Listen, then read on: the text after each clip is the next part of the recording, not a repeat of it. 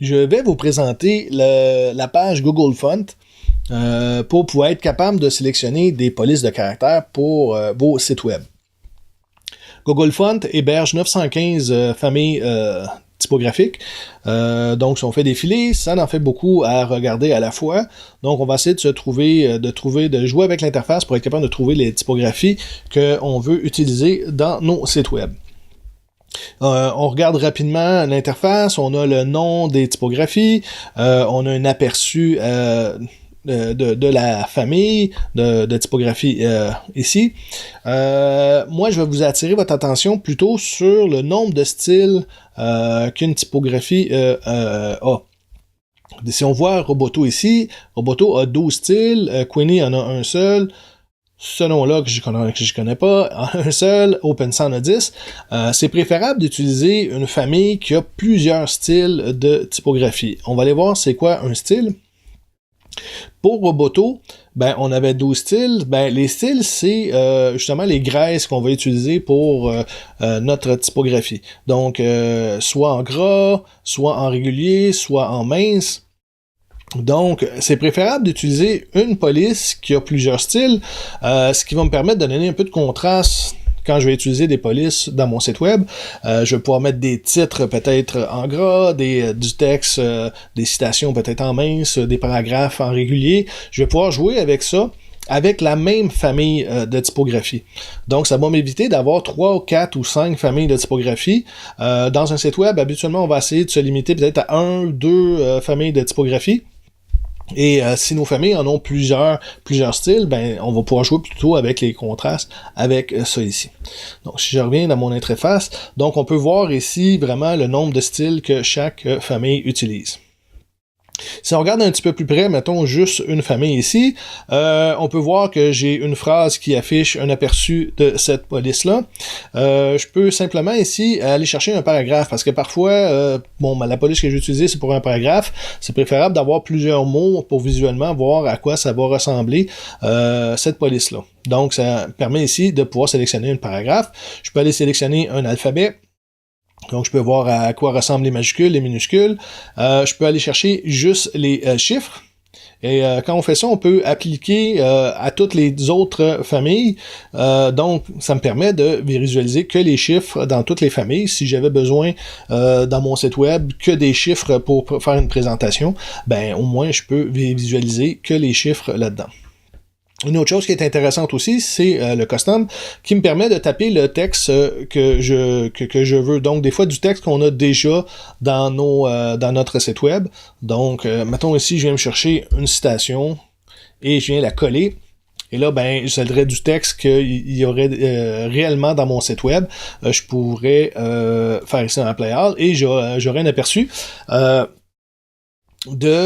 quoi ça va ressembler, donc c'est peut-être plus facile. Et on peut voir ici, cette famille-là a pas les accents. On voit un petit carré, donc déjà ça me dit celle-là c'est peut-être pas une bonne typographie à utiliser lorsque j'utilise le français. Ça me prend les accents, donc on peut visualiser plus rapidement avec du vrai texte, parce que le texte est en anglais lorsqu'on utilise par défaut.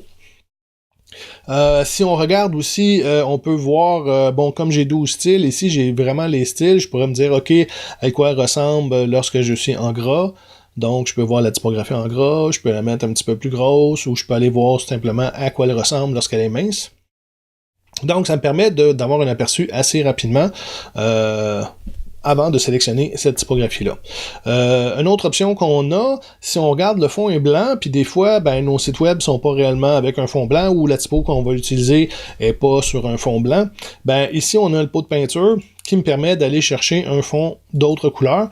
Donc, je pourrais aller chercher un fond noir, donc le texte devient blanc. On peut voir est-ce que c'est lisible encore, est-ce que c'est ça que je veux comme style pour ma typographie lorsque je vais avoir un arrière-plan plus foncé. Puis on donne aussi des options, peut-être un bleu au lieu d'être noir. On peut regarder visuellement à quoi ça ressemble, ou simplement peut-être un jaune ici.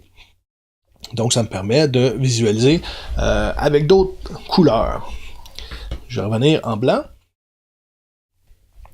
Donc si on revient sur la page d'une famille en particulier, donc je reviens sur Roboto, On peut voir les caractères. Je vous disais tantôt faire attention. En français, ça nous prend les accents. Donc, vérifiez que la police que vous utilisez a bien tous les accents que vous avez besoin dans la langue que vous avez besoin. On a les styles qu'on a vus tantôt. C'est un peu des fois ici encore là, on pourrait taper plus des mots qu'on connaît. Donc, de cette façon-là, je pourrais jouer un peu avec la grosseur pour voir à quoi ressemble la typographie avec des mots que j'ai moi-même tapés. On a ici le designer de cette police-là. On a un petit texte qui explique d'où vient la police. Mais ce qui peut être intéressant dans certaines polices, c'est qu'on a des polices qui sont comme apparentées. C'est un peu le même style, un peu la même forme de caractère, mais elle diffère un petit peu. Donc, si mettons que je m'en viens ici, voir la Roboto condensée, comme ça ici, je tape encore ici Benoît Lavigne. Donc, ici, on va voir le B est un petit peu différent du B ici. Ici, le B est un petit peu plus large que sur la version condensée. Par contre, ça peut être agréable lorsqu'on cherche des typos et qu'on veut aller chercher des fois des contrastes ou en tout cas des styles un petit peu différents.